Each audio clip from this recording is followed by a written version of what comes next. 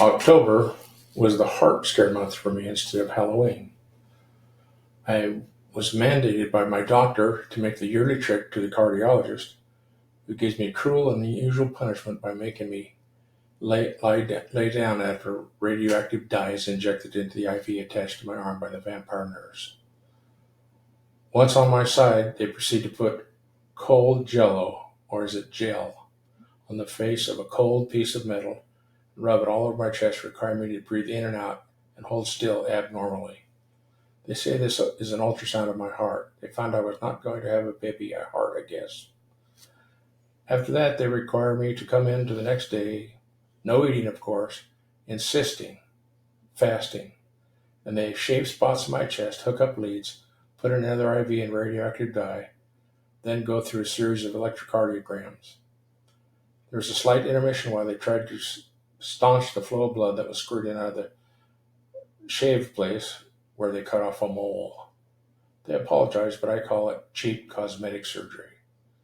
After that, they make me run on a treadmill until my pulse reaches a target of 1,000 or something, or my heart bursts, whichever comes first.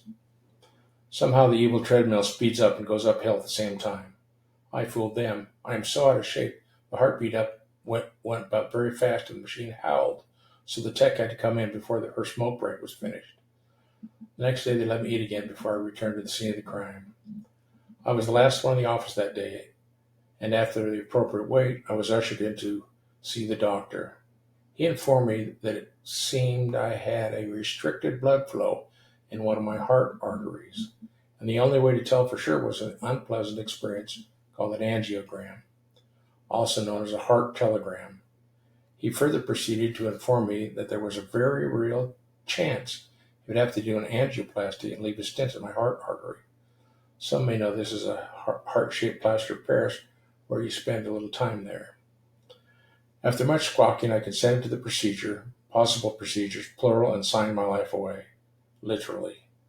The next week, I reported to the hospital for the outpatient procedure at 11 a.m. I was stripped and given a hospital gown sheet for warmth. Then I was required to endure a nearly 1 hour series of check-in procedures, which involved 2 IVs, one on each hand, lots of blood drawn, and my medical history gone over in detail. When was the last time I had anything to eat, drink, what pill, when I took it, last bowel movement, when I drew my last breath. It kept changing.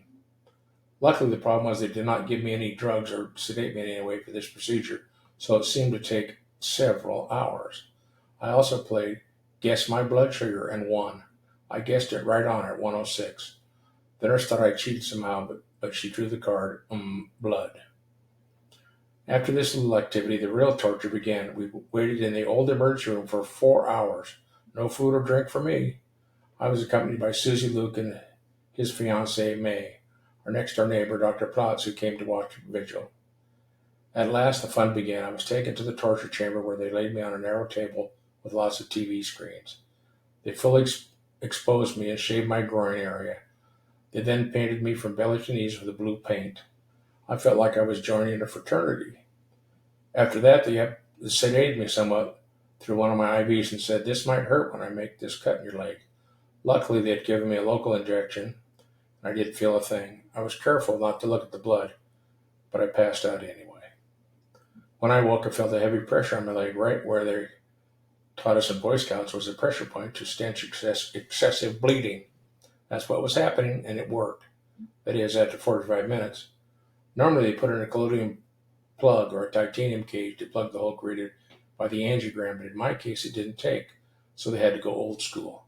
That meant a 6 hour flat on my back experience without moving that leg or lifting my head. Meanwhile, the fellow holding my leg was very chatty. He explained that the doctor found out I had no blockages. In fact, my heart vessels were in fabulous shape. No angioplasty was indicated. Unbeknownst to me, the doctor had gone out to visit my crew and told them that he was happy with the condition of my heart, especially because it belonged to a 55-year-old diabetic.